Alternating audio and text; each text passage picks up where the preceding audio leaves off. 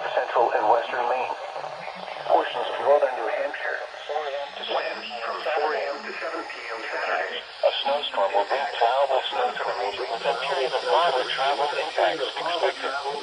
Periods of moderate snow and low visibility will be the biggest hazards. Periods of moderate and heavy snow will combine with heavy visibility to create dangerous driving conditions.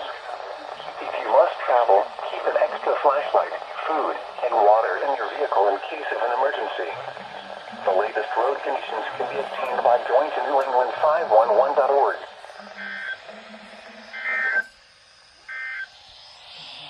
Here is winter storm warning.